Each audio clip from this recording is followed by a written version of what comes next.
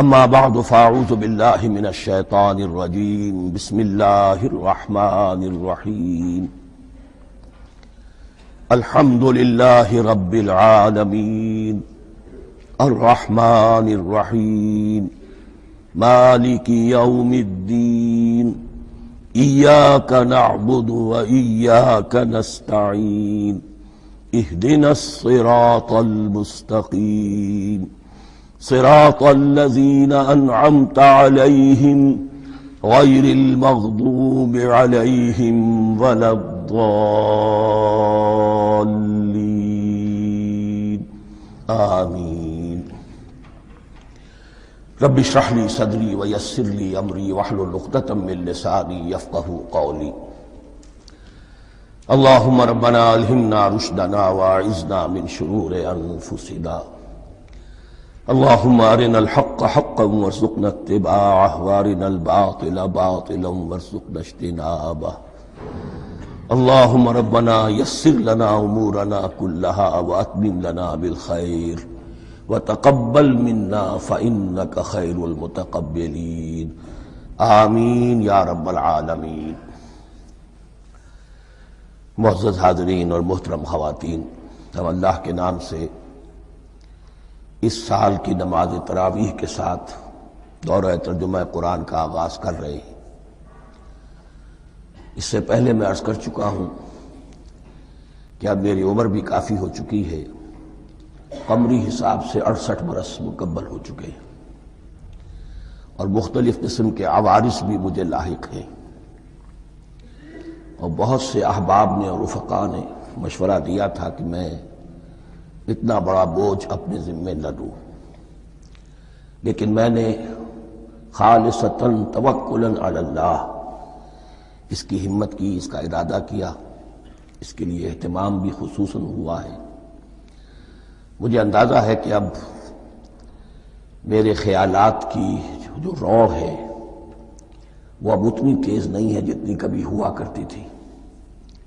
Cross references بھی جو ہیں قرآن حکیم کے وہ اتنے مستحضر نہیں ہیں جتنے کبھی ہوتے تھے، بلکہ واقعہ یہ ہے کہ میری زبان بھی بعض اوقات لڑکھڑاتی ہے، اس لیے کہ مجھے جو ادویات استعمال کرنی پڑتی ہیں ان کا اعصاب پر بھی اثر ہوتا ہے، اور جو ہمارے اعضائے رئیسہ ہیں ان پر بھی اثر ہوتا ہے۔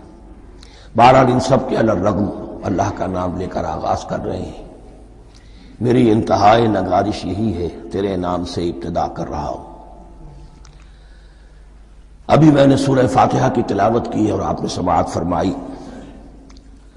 یہ سورہ مبارکہ مصحف کے اعتبار سے تو پہلی سورت ہے ہی، سب کو معلوم ہے، لیکن یہ بھی نوٹ کر لیجئے کہ یہ نزول کے اعتبار سے بھی سب سے پہلی مکمل سورت جو حضور پر نازل ہوئی وہ یہی ہے۔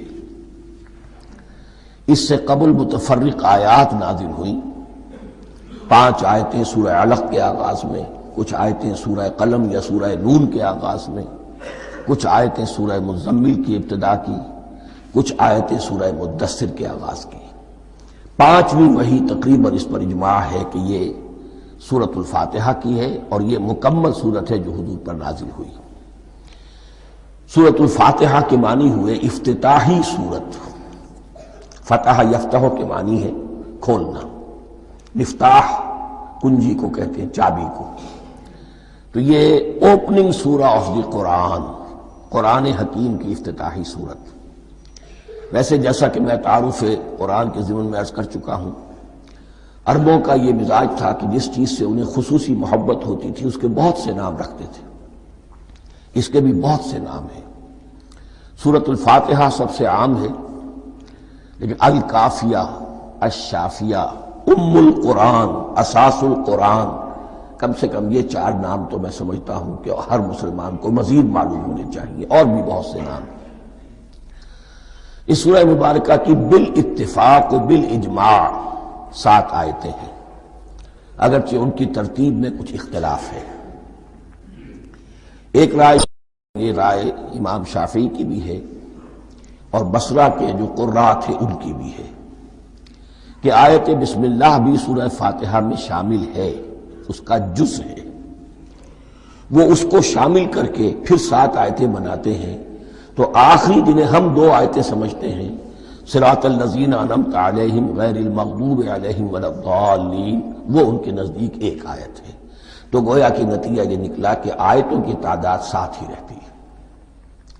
امام ابو حنیفہ رحمۃ اللہ علیہ کا موقف اور کوفے کے جو قراء تھے ان کا بھی موقف یہ ہے کہ آیت بسم اللہ نہ سورہ فاتحہ کا جز ہے نہ کسی اور سورت کا جز ہے، سوائے ایک مقام پر جہاں حضرت سلیمان علیہ السلام کا خط جو ہے نقل ہوا ہے، جنہوں نے ملکہ سبا کو لکھا تھا انہ من سلیمان و انہ بسم اللہ الرحمن الرحیم، تو قرآن کے متن میں صرف اسی جگہ پر یہ آیت شامل سمجھتے ہیں، باقی یہ صرف علامت کے طور پر کہ یہاں سے ایک نئی سورت شروع ہو رہی ہے درج کی گئی ہے۔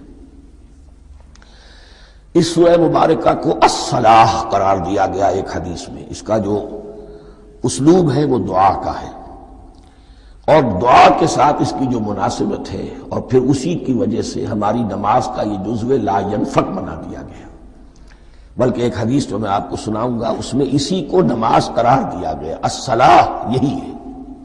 ویسے وہ حدیث مبارک موجود ہے، من لم یقرأ بفاتحۃ الکتاب لا صلاۃ لمن لم یقرأ بفاتحۃ الکتاب، جو شخص سورہ فاتحہ کی تلاوت نہیں کرتا اس کی کوئی نماز نہیں۔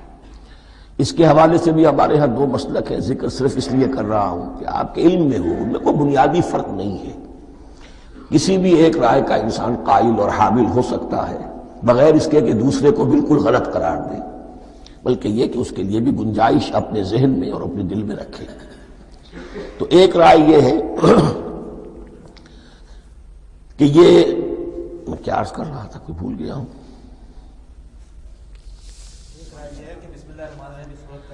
جی، اور دوسری آیت یہ ہے کہ اس کا حصہ نہیں ہے۔ اسی اعتبار سے یہ کہ یہ سورہ مبارکہ نماز میں پڑھی جانی ضروری ہے، لا صلاۃ لمن لم یقرأ بفاتحۃ الکتاب۔ البتہ یہ اختلاف ہے، یہ بات جو میں ذکر کر رہا تھا جو ذہن سے نکل گئی، کہ آیا مقتدی جو ہے امام کے پیچھے کھڑا ہو کر جب نماز پڑھ رہا ہو تو کیا اس صورت میں بھی اس کے لیے لازم ہے کہ سورہ فاتحہ پڑھے؟ اس میں دو رائے ہو گئی، بلکہ تین۔ ایک رائے انتہائی ہے اور وہ فقہ حنفی کی طرف منسوب ہے کہ اگر آپ امام کے پیچھے مقتدی کی حیثیت سے نماز پڑھ رہے تو کسی بھی رکعت میں آپ سورہ فاتحہ نہیں پڑھیں گے۔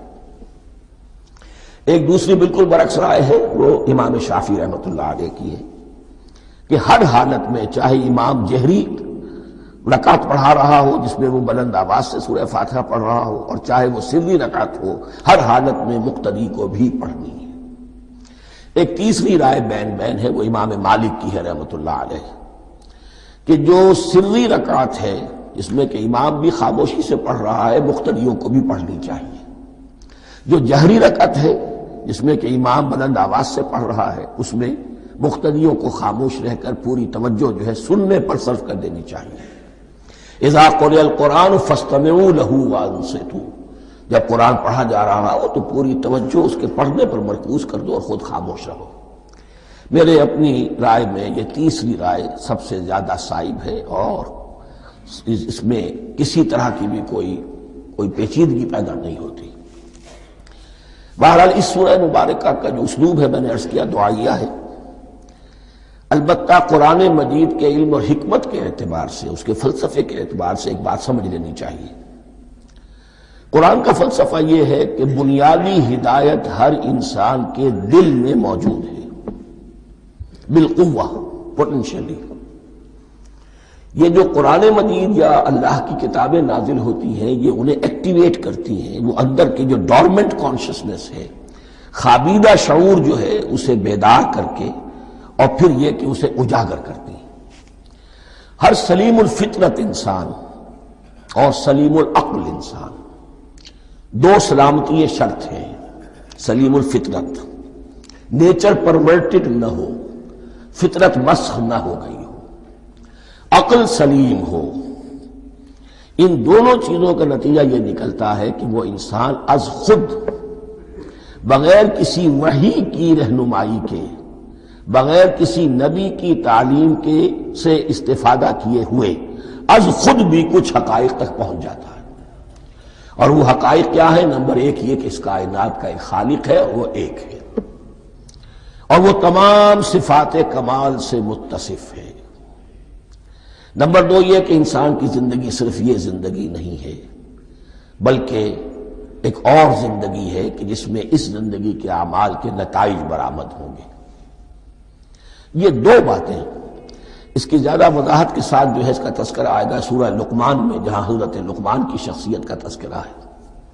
لیکن یہاں صرف یہ بات سمجھ لیجئے کہ قرآن کا فلسفہ یہ ہے کہ ہر انسان میں، ہر فرد نوع بشر میں جو اپنی ولادت کے وقت مسلم ہوتا ہے، حضور کی حدیث ہے کل مولود یولد علی الفطرہ ابواہ یحودانہ او ینصرانہ او یمجسانہ، ہر بچہ نوع انسانی کا فطرت اسلام پر پیدا ہوتا ہے، وہ فطرت کے اندر وہ ہدایت ودیت ہے۔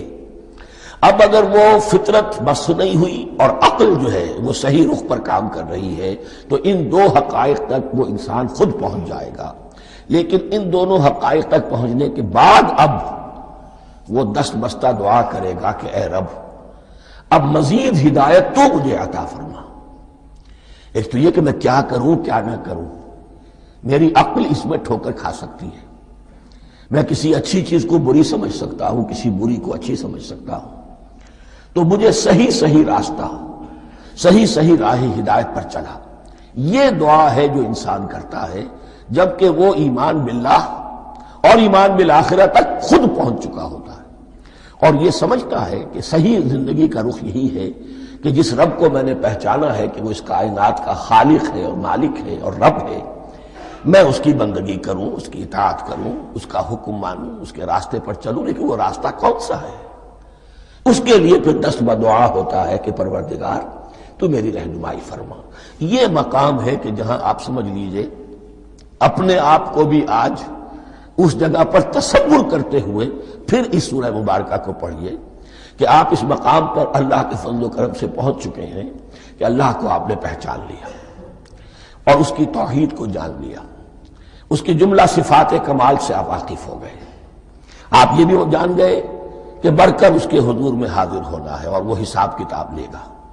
پھر آپ نے یہ عہد بھی کر لیا کہ اب زندگی گزارنی ہے اس رب کی بندگی میں، اسی کی فرما برداری میں۔ اب یہاں کھڑے ہو کر آپ پوچھتے ہیں کہ اللہ مجھے وہ تفصیلی ہدایت عطا فرما، ایسا نہ ہو کہ کبھی میں کسی راستے پر چلتا ہوا کسی پگڈنڈی پر مڑ جاؤں اور وہ تھوڑی سی جو ڈیوییشن ہو میرے راستے کی وہ میری عاقبت کو برباد کر دے۔ یک لحظہ غافل گشتم و 100 سال راہم دور شد، اس لیے کہ ہوتا یہی ہے سیدھے راستے سے ذرا سی کوئی پگڈنڈی جو ہے تھوڑے سے اینگل پر نکلی ہے، لیکن جب چلتے جائیں گے آپ تو جتنا آگے بڑھیں گے اس پر، اس راہ صراط مستقیم سے آپ اتنے ہی زیادہ دور ہوتے چلے جائیں گے۔ یہ ہے قرآن مجید کی حکمت اور فلسفے کے اعتبار سے اس سورہ مبارکہ کا مقام۔ اب آئیے ہم بسم اللہ کرتے ہیں۔ بسم اللہ الرحمن الرحیم، شروع کرتا ہوں میں اللہ کے نام سے جو رحمان اور رحیم ہے۔ اس پر کچھ گفتگو ہو چکی ہے تعارف قرآن کے ضمن میں کہ رحمان اور رحیم 2 نام ہیں کہ جو رحمت کے مادے سے نکلتے ہیں۔ رحمان میں اللہ تعالیٰ کی رحمت کا جوش، ہیجانی کیفیت، طوفانی کیفیت، اور رحیم میں اللہ تعالیٰ کی رحمت کا دوام اور تسلسل۔ یہ دونوں کیفیات اللہ کی رحمت میں بیک وقت موجود ہیں، جس کا ہم تصور نہیں کر سکتے۔ ہم سمندر کو دیکھتے ہیں، متلاطم سمندر ہے، اس میں ہیجان ہے، طوفان ہے۔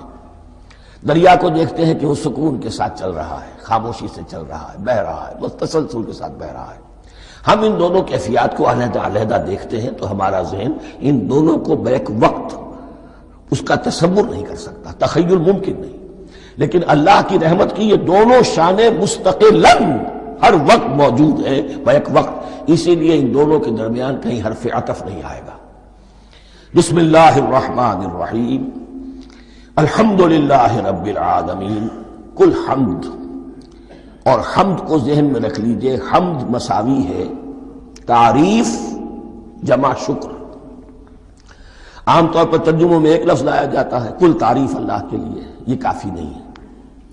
تعریف آپ کسی شے کی کر سکتے ہیں جس میں کوئی حسن ہے، خوبی ہے، کسی بھی اعتبار سے، خواہ آپ کو اس کے حسن و خوبی سے کوئی فائدہ حاصل نہیں ہو رہا۔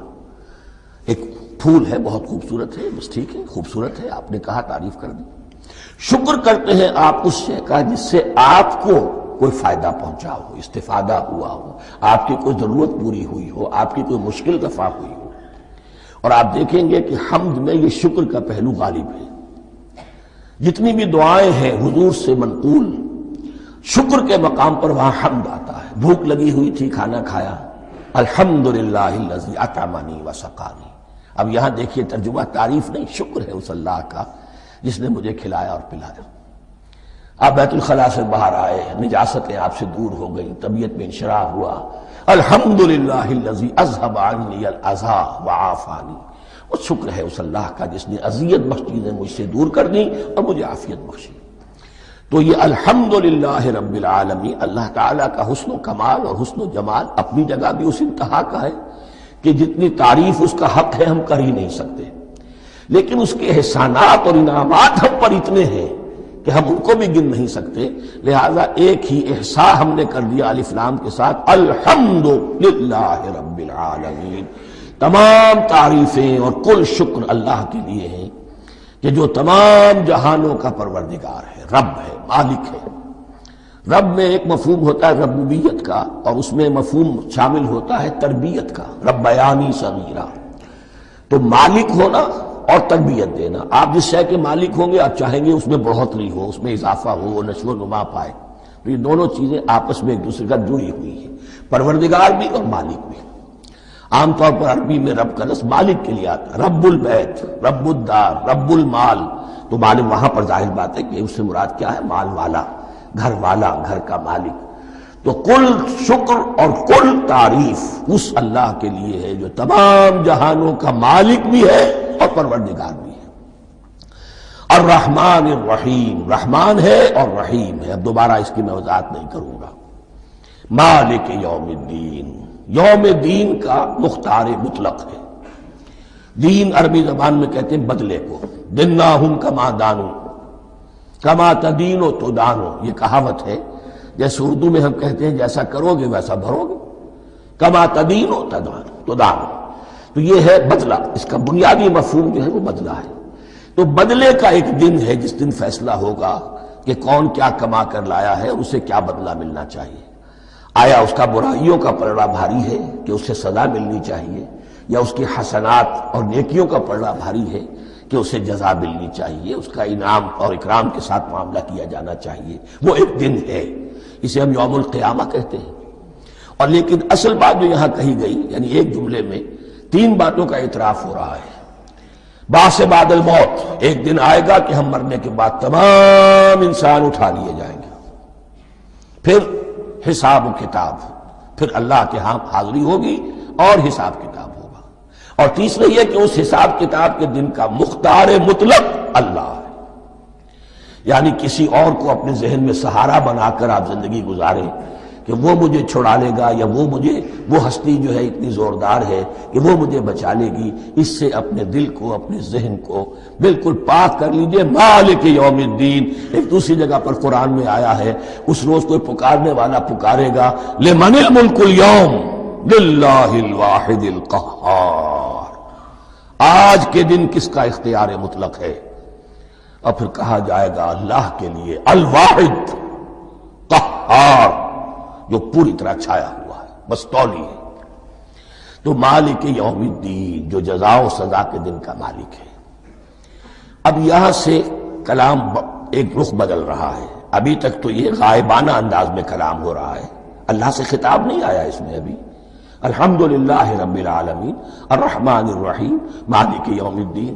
اب خطاب ہے، ایاک نعبد و ایاک نستعین، ہم صرف تیری ہی بندگی کرتے ہیں اور کریں گے، اور ہم صرف تجھ ہی سے مدد مانگتے ہیں اور مانگیں گے۔ یہ ترجمہ میں کیوں کر رہا ہوں کہ یہ فعل مضارع ہے۔ عربی زبان میں فعل مضارع حال اور مستقبل دونوں کو کور کرتا ہے۔ ایاک کا جو ہے مفعول فاعلی جو ہے، مفعول جو ہے اس میں ضمیر مفعولی، اسے پہلے لا کر حشر کا مضمون پیدا ہو گیا۔ ہم تیری بندگی کرتے ہیں نہیں، ہم تیری ہی بندگی کرتے ہیں اور کریں گے۔ حال میں ترجمہ کیجئے تو یہ اظہار حال ہے، اور مستقبل میں ترجمہ کیجئے تو یہ ایک عہد ہے، قول و قرار ہے، بہت بڑا معاہدہ ہے۔ وَإِيَّاكَ نَسْتَعِينُ، اور صرف تجھ ہی سے مدد مانگتے ہیں اور مانگیں گے۔ اس میں بھی حال کا ترجمہ اظہار حال، اللہ کرے کہ واقعی ہمارا حال وہی ہو، جب ہم یہ الفاظ کہتے ہیں تو واقعتاً ہم اس پر پورے اتر رہے ہوں کہ اسی کی بندگی کر رہے ہوں اور اسی سے ساری استعانت اور استمداد کر رہے ہیں۔ جہاں تک مستقبل کا تعلق ہے وہ پھر ایک عہد ہے، اہدنا الصراط المستقیم، یہ مقام وہ آ گیا کہ یہاں تک تو اے پروردگار ہم پہنچ گئے، تیرے فضل سے، تیرے کرم سے، فطرت سلیمہ بھی تیری عطا کردہ تھی، عقل سلیم بھی تیری ودیعت کردہ تھی، ان دونوں کی روشنی سے ہم یہاں تک تو پہنچ گئے۔ اب ہماری جو ضرورت ہے، احتیاج ہے، وہ کیا ہے؟ اہدنا الصراط المستقیم، ہدایت بخش ہمیں سیدھے راستے کی۔ یہاں دو باتیں سمجھ لیجئے، انفرادی سطح پر انسان کے لیے نہ معلوم کتنے مرحلے آتے ہیں ہر روز کہ جس میں وہ ایک ٹھٹک کر کھڑا ہو جاتا ہے، یہ کروں یا یہ کروں، دو آلٹرنیٹو سامنے آ رہے ہیں، فیصلہ کرنا مشکل ہو رہا ہے، قدم قدم پر ہدایت کی ضرورت ہے۔ اور اجتماعی طور پر نوع انسانی تین بڑے بڑے تمدنی مسائل میں واقعہ یہ ہے کہ تسلیم کر لیا جانا چاہیے کہ عقل انسانی اس کو راستہ نہیں دکھا سکتی۔ عام معاشرتی سطح پر مرد اور عورت کے درمیان حقوق اور اختیارات کا کیا توازن ہو، ناممکن ہے، انسان طے نہیں کر سکتا۔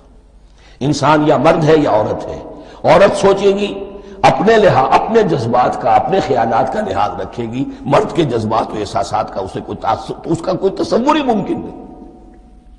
مرد سوچے گا اسے اپنے احساسات معلوم ہے، لیکن یہ کہ عورت کے احساسات سے وہ نابلد ہے، ان کو محسوس کر ہی نہیں سکتا، لا محالہ وہ اپنے بارے میں وہ جو بھی نظام بنائے گا اس میں وہ اپنی بالادستی رکھے گا۔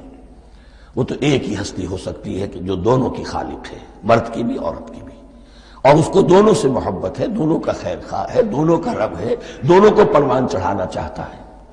اسی طرح فرد اور معاشرہ یا ریاست، حکومت اور ریاست ہمیشہ یہ چاہتی ہے کہ سارے اختیارات ہمارے ہاتھ میں آ جائیں، ٹوٹلیٹیرین سوسائٹی ہو، بس ہم حکم دیں اور لوگ اس پر چلیں۔ افراد یہ چاہتے نہیں، ہمیں آزادی ہونی چاہیے۔ اب آپ دیکھیے کہ دنیا میں کتنے جھگڑے چلتے ہیں اسی پر، فریڈم فریڈم فریڈم۔ وہ فریڈم واقعتاً اپنی جگہ پر ایک شے ہے، افراد کی آزادی ہونی چاہیے، لیکن افراد کی آزادی اتنی نہ ہو جائے کہ وہ مادر پدر آزاد ہو جائے، کوئی قانون، کوئی قاعدہ، کوئی اخلاقی کوئی حدود اور قیود جو ہے ان کا پابند نہ رہے۔ تو اب کہاں ہے وہ نقطہ اعتدال کہ جس میں انسان کی انفرادی آزادی، انفرادی اختیار اور ادھر اجتماعی مصلحتیں جو ہیں ان کو بیلنس کیا جا سکے؟ انسان طے نہیں کر سکتا، صرف اللہ ہی اس کے لیے نظام دے سکتا ہے۔ تیسرا مسئلہ ہے سرمایہ اور محنت، اس میں کیا توازن ہو؟ سرمایہ اور محنت دونوں مل کر کچھ بنا رہے ہیں، کچھ پروڈیوس کر رہے ہیں۔ اب اس میں نفع جو ہوا ہے اس میں سرمایہ کا کتنا حصہ ہونا چاہیے اور لیبر کا کتنا ہونا چاہیے، کون طے کر سکتا ہے؟ اس کے لیے بھی کہ ایسا نہ ہو کہ سرمایہ داری جو ہے آکاش بیل بن کر پورے معاشرے پر چھا جائے اور غریب بیچارہ، مزدور بیچارہ، کاشتکار بیچارہ وہ گویا کہ چکی کے دو پارٹوں میں پس کر رہ جائے، اس کی کوئی حیثیت نہ رہ جائے۔ لیکن یہ کہ دوسری طرف اگر یہ کہ مزدور کا جو حق ہے اس سے زیادہ اس کو دے دیا جائے تو سرمایہ جو ہے وہ سکڑ جائے گا، شائی ہو جائے گا، وہ پھر میدان میں نہیں آئے گا۔ کیا کیا جائے؟ کون سا نقطہ عدل و اعتدال ہے؟ یہ تین مسائل ایسے ہیں، اہدنا الصراط المستقیم۔ تو یوں سمجھیے کہ ایک جو بنیادی ہدایت تھی، ایک اللہ کو پہچان لینا، یہ جان لینا کہ کل حسن و جمال اور تمام انعام و اکرام کا منبع اس کی ذات ہے، وہ رحمان ہے اور رحیم ہے، اور یہ جان لینا کہ مرنے کے بعد جی اٹھنا ہے، حساب کتاب ہے، فیصلہ ہوگا جزا و سزا کا، اور مختار مطلق اس دن کا اللہ ہے۔ پھر یہ عہد کر لینا ایاک نعبد و ایاک نستعین۔ اس کے بعد دعا، پروردگار ہمیں ہدایت پر قائم رکھ، ہماری ہدایت میں اضافہ فرما۔ اس ہدایت کے لفظ کو سمجھ لیجئے، بنیادی ہدایت، تفصیلی ہدایت، قدم قدم پر ہدایت، ہدایت پر ہدایت، والذین اہتدوا زادہم ھدی، جو لوگ ہدایت کے راستے پر آتے ہیں اللہ ان کی ہدایت میں اضافہ کرتا ہے۔ تو یہ قدم قدم پر ہمیں ہدایت کی ضرورت ہے اور مرحلہ وار ضرورت ہے۔ ہدایت اس کو بھی کہتے ہیں کہ کسی نے آپ سے کوئی پتہ پوچھا، آپ نے کہا ادھر جانا، پھر دوسری گلی میں مڑنا، پھر جانا 2-3 لائٹیں چلے جانا، پھر مڑنا وغیرہ وغیرہ، یہ بھی ہدایت ہے، نظری طور پر آپ نے بتایا ہے۔ ایک ہدایت یہ ہوئی کہ بھائی میں چلتا ہوں آپ کے ساتھ، میں آپ کو وہاں تک پہنچا دوں گا تاکہ آپ کو دقت نہ ہو، آپ نے منزل تک پہنچا دیا۔ ان دونوں کے درمیان، یہ تو میں نے ایک فرد کی مثال دی ہے، اللہ اور بندے کے درمیان نہ معلوم کتنے مراحل ہیں ہدایت کے۔ تو کسی وقت بھی انسان اپنے آپ کو ہدایت خداوندی سے مستغنا نہیں سمجھ سکتا، اور نہیں تو پروردگار جو ہدایت دی ہے اس پر ہدایت پر قائم رکھ۔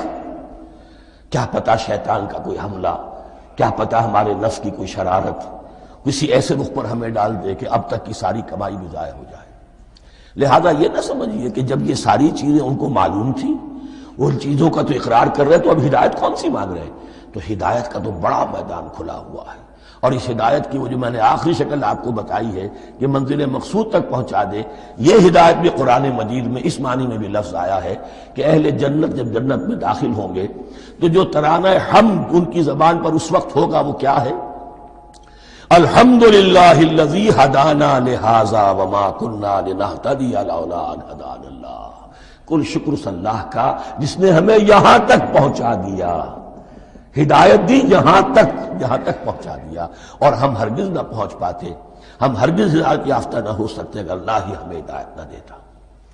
اہدنا الصراط المستقیم، سیدھا راستہ، صراط الذین انعمت علیہم، اب اس کی مزید وضاحت ہے، راستہ اس کا ان لوگوں کا جن پر تیرا انعام ہوا۔ یہ کون لوگ ہیں؟ اس کی وضاحت آپ کو ملے گی سورہ نساء میں، من یطع اللہ والرسول فاولئک مع الذین انعم اللہ علیہم من النبیین والصدیقین والشہداء والصالحین۔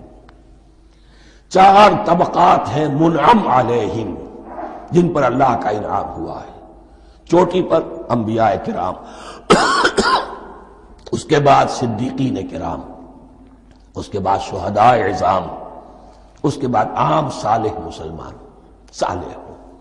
یہ بیس لائن ہے، اس سے اوپر کا درجہ شہداء کا ہے، اس سے اوپر کا درجہ صدیقین کا ہے، اور پھر اس سے اوپر کا درجہ انبیاء کا ہے۔ انبیاء میں سے پھر وہ بھی ہوتے ہیں کہ جو اولو العزم میں من الرسل ہیں، لیکن یہ 4 طبقات ہیں، ان کے راستے پر ہمیں چلا۔ غیر المغضوب علیہم ولا الضالین، جو مغضوب علیہم نہیں ہوئے، جن پر تیرا غضب نہیں ہوا، اور غضب ہوتا ہے ان پر کہ جو ہدایت کے واضح ہونے کے بعد ہدایت کو ترک کر دیں، وہ ہے مغضوب علیہم۔ جنہیں ہدایت مل گئی ہو، ہدایت کو پہچان لیا ہو، پھر اپنی شرارت نفس کی وجہ سے، اپنی نفسانیت کی وجہ سے، اپنے تکبر کی وجہ سے، اپنے حسد کی وجہ سے وہ اس حق کو رد کر دیں، اس کو ترک کر دیں، ان پر اللہ کا غضب آتا ہے۔ اور اس میں اس کی بہت بڑی مثال تاریخ کے اعتبار سے یہودی ہے۔ اللہ نے انہیں ہدایت دی، کتابیں عطا کی، تورات، انجیل، زبور، سینکڑوں نبی ان میں مبعوث کیے، 1400 برس تک نبوت کا تار ٹوٹا ہی نہیں، مسلسل۔ ابتدا میں بھی 2 نبی، موسیٰ اور ہارون، اور اختتام پر بھی 2 نبی، عیسیٰ اور یحییٰ علیہ السلام، اور ان کے مابین کوئی لمحہ نہیں آیا ہے تاریخ بنی اسرائیل میں جبکہ کوئی نہ کوئی نبی موجود نہ ہو۔ لیکن انہوں نے اپنی شرارت نفس کی وجہ سے ہدایت تورات سے بھی منہ موڑا، اور پھر سب سے بڑی بات یہ کہ ہدایت محمدی سے، ہدایت قرآنی سے بھی صلی اللہ علیہ وسلم منہ موڑا، وہ ہے مغضوب علیہم ولا الضالین، اور نہ ہی گمراہ ہوئے۔ یہ لفظ جو آتا ہے عربی زبان میں گمراہ کا بھی ہے اور تلاش حق میں بھٹکنے والے کا بھی ہے۔ ایک وہ شخص ہے جس پر حق ابھی واضح نہیں ہوا، وہ تلاش میں ہے، اس کے لیے بھی ضال کا لفظ آئے گا۔ اسی طرح کوئی شخص کسی کے عشق اور محبت میں ایسا ہو جائے، دیوانہ ہو جائے، اس کو بھی ضال کہتے ہیں، یعنی اس کے اوپر جذبات کا اتنا غلبہ ہو گیا ہے کسی کی محبت اور عشق کی بنا پر۔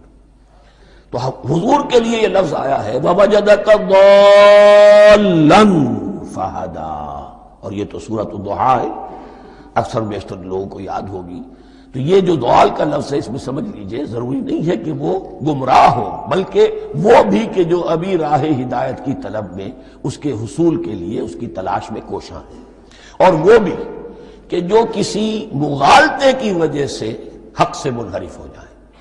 یہ بھی جان لیجئے کہ ایک ہے بدنیتی، تکبر، حسد، حق کو جان کر پہچان کر رد کر دینا یا چھوڑ دینا یا ترک کر دینا، ایک ہے کسی غلطی میں، کسی جذبات کے اندر آ کر، کسی غلو کے اندر مبتلا ہو کر اور حق سے منحرف ہو جانا۔ اس کی جو سب سے بڑی مثال ہے وہ نصارہ ہے، عیسائی ہے۔ حضرت مسیح کو انہوں نے مانا لیکن غلو کیا، یہ لفظ آئے گا آگے، لا تغلو فی دینکم، اپنے دین میں غلو نہ کرو۔ جیسے ہمارے ہاں بھی بعض لوگ ہیں جو حضور صلی اللہ علیہ وسلم کی تعریف میں، حضور صلی اللہ علیہ وسلم کے ساتھ اپنی محبت کے اظہار میں غلو کر جاتے ہیں۔ یہ انتہا درجے کو ہو گیا تھا حضرت مسیح علیہ السلام کے ماننے والوں میں، اور اس کی بنا پر انہوں نے تثلیث کا عقیدہ ایجاد کر لیا اور حضرت مسیح علیہ السلام کو اللہ کا بیٹا بنا دیا۔ تو اس کی سب سے بڑی مثال ضالین کی اس اعتبار سے کہ ہدایت پانے کے بعد کسی بدنیتی سے نہیں بلکہ کسی اچھے جذبے میں غلو کی وجہ سے، رسول سے محبت کرنا تو اچھا جذبہ ہے لیکن یہ محبت بھی ایک حد میں رہنی چاہیے۔ غلو کرے گی تو ظاہر بات ہے کہ اس کے بعد وہ گمراہی کی طرف لے جائے گی۔ تو یہ ہے اس سورہ مبارکہ کا ترجمہ، اور اس کے بعد آخر میں آمین کہنا یہ مسنون بھی ہے، کہنا چاہیے۔ البتہ اختلاف یہاں بھی صرف اتنا ہے کہ نماز میں جب آپ امام کے ساتھ ہیں، وہ اگر جہری قرات کر رہا ہے تو آیا اس کے بعد آپ کو بھی بالجہر کہنا ہے آمین یا نہیں کہنا، یہ اختلاف ہے، ان میں کوئی فرق واقع نہیں ہوتا۔ یہ چیز متفق علیہ کہ کہنا ہے آمین، بلکہ یہ آمین تو یہودیوں میں ہے، یہ آمین جو ہے یہ عیسائیوں میں بھی ہے۔ ان کی بھی جو پریئر، لارڈس پریئر ہے، اس کے بعد آمین، وہ آمین کہتے ہیں، وہ فرق، وہ لفظ ایک ہی ہے۔ اس لیے کہ عبرانی زبان اور عربی زبان، یا تو ہم یہ کہہ سکتے ہیں کہ دونوں بہنیں ہیں، کوئی ایک مشترک زبان تھی ان کی ماں جس کی یہ دو بیٹیاں ہیں، اور یا یہ کہنا پڑے گا کہ عربی زبان کی ماں جو ہے وہ عبرانی زبان ہے۔ بہرحال بڑا قریبی رشتہ عربی کا اور عبرانی کا ہے، اس اعتبار سے وہ آمین۔ اب آپ کو معلوم ہے ہم السلام علیکم وہ کہتے ہیں، وہ سلام کہتے ہیں، فرق کیا ہے؟ وہ تو تلفظ کا فرق ہے۔ اسی طریقے سے اور بہت سے الفاظ ہیں، میں بعد میں بتا۔ اب میں اس سورہ مبارکہ کے بارے میں خاص حدیث آپ کو سنانا چاہتا ہوں، اور اسی سے در حقیقت جو امام ابو حنیفہ کا موقف ہے رحمۃ اللہ علیہ، اس کی حقانیت مزید مبرہن ہو جائے گی۔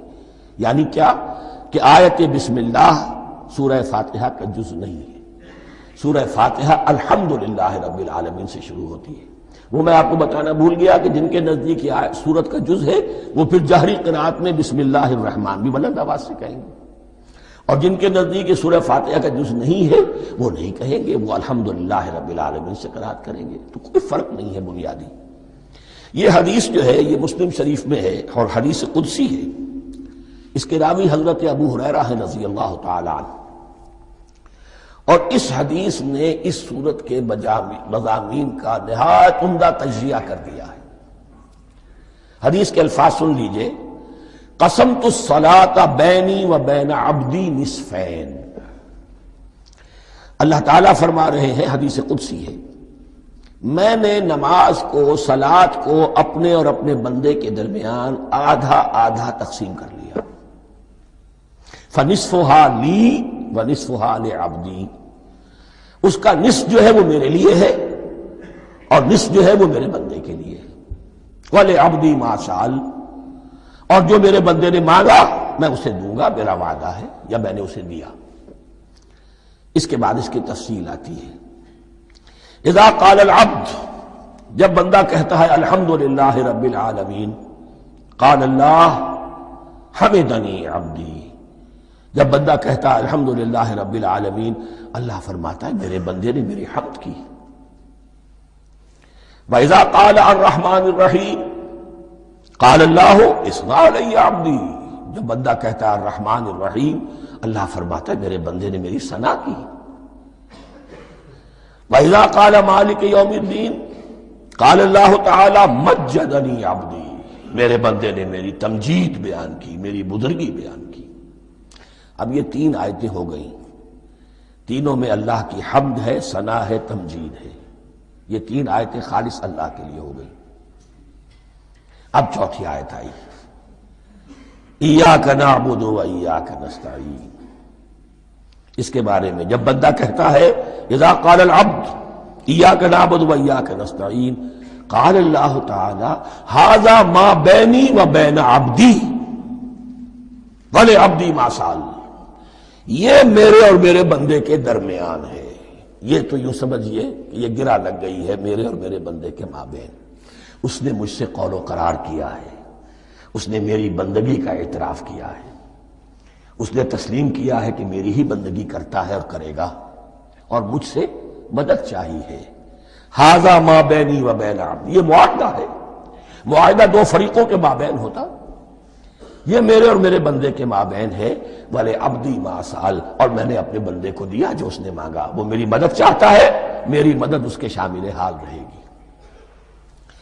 فَإِذَا قَالَ، اور جب بندہ کہتا ہے اهْدِنَا الصِّرَاطَ الْمُسْتَقِيمَ صِرَاطَ الَّذِينَ أَنْعَمْتَ عَلَيْهِمْ غَيْرِ الْمَغْضُوبِ عَلَيْهِمْ وَلَا الضَّالِّينَ، قال اللہ تعالی ھذا لعبدی ولعبدی ما سأل، یہ تین آیتیں یہ میرے بندے کے لیے ہیں۔ اهدنا الصراط المستقیم، اسی صراط مستقیم کی وضاحت ہے مثبت، صراط الذین انعمت علیہم، اسی صراط المستقیم کی وضاحت ہے منفی انداز میں، غیر المغضوب علیہم ولا الضالین۔ یہ سب میرے بندے کے لیے ہے اور میں نے اپنے بندے کو دیا جو اس نے مانگا۔ اس کو میں نے ایک مرتبہ یہ ترازو کی شکل میں اس کو لکھوایا تھا۔ دیکھیے یہ ایاک نعبد و ایاک نستعین، یہ ہے وہ ترازی کی وہ ڈنڈی۔ واو جو ہے ایاک نعبد و ایاک نستعین، واو جو ہے گویا کہ وہ مٹھ ہے جس سے کہ ترازو کو پکڑا جاتا ہے۔ ادھر ایک پلڑا ہے جس کی تین آیتیں ہیں، الحمدللہ رب العالمین الرحمن الرحیم مالک یوم الدین۔ اس کا نتیجہ کیا نکلا؟ ایاک نعبد۔ آپ نے شاید یہ سنا بھی ہو، ایک بہت ہی عمدہ قرات کا جو ریکارڈ ہے قاری عبدالباسط عبدالصمد کا، وہ یہیں سے چل کر سورہ فاتحہ کی قرات کر کے ایاک نعبد پر آ کر رکتا ہے۔ الحمدللہ رب العالمین الرحمن الرحیم مالک یوم الدین ایاک نعبد۔ گویا کہ یہاں یہ صورت بالکل ہاف ہو گئی ہے، تین آیتوں میں اللہ کی حمد ہے، ثنا ہے، تمجید ہے، جس کا نتیجہ ہم تیری ہی بندگی کرتے ہیں، تیری ہی اطاعت کریں گے۔ لیکن اب اس کے بعد سوال ایاک نستعین، اسی کی جو استعانت کیا درکار ہے ہمیں؟ ہدایت۔ ہدایت سب سے بڑی استعانت ہے، ہدایت ہی تو سب سے بڑی مدد ہے۔ اهدنا الصراط المستقیم صراط الذین انعمت علیہم غیر المغضوب علیہم ولا الضالین۔ یہ ایاک نستعین کے حکم کے ساتھ یہ تین آیتیں آ گئیں، اهدنا الصراط المستقیم صراط الذین انعمت علیہم غیر المغضوب علیہم ولا الضالین۔ قسمت الصلاة بینی و بین عبدی نصفین فنصفها لی ونصفها لعبدی ولعبدی ما سأل۔ اللہ تعالیٰ اس سورہ فاتحہ کا جو اصل مفہوم ہے وہ بھی ہمارے ذہنوں پر، ہمارے شعور کی سطح پر اسے اجاگر کیے رکھے، ہمیں توفیق دے کہ جب بھی پڑھیں، جب بھی سنیں تو وہ کیفیت اگر ہو جائے۔ اس لیے کہ ایک حدیث ہے کہ الصلاۃ معراج المومنین، نماز تو اہل ایمان کے حق میں معراج کے درجے میں ہے۔ اس حوالے سے ہم یہ سمجھ سکتے ہیں کہ کوئی وقت ایسا آ سکتا ہے کہ انسان کو واقعتاً، روح انسانی واقعتاً اللہ کے یہ جواب سنے۔ انہونی بات نہیں ہے یہ، ہوتا ہے خطاب آخر، اٹھتا ہے حجاب آخر، کرتے ہیں خطاب آخر، یہ تو ہوتا ہے۔ مخاطبہ الہی، تو میں نے عرض کیا کہ ثابت ہے، مخاطبہ، محادث اور تحدیث، اللہ بندوں سے کلام کرتا ہے۔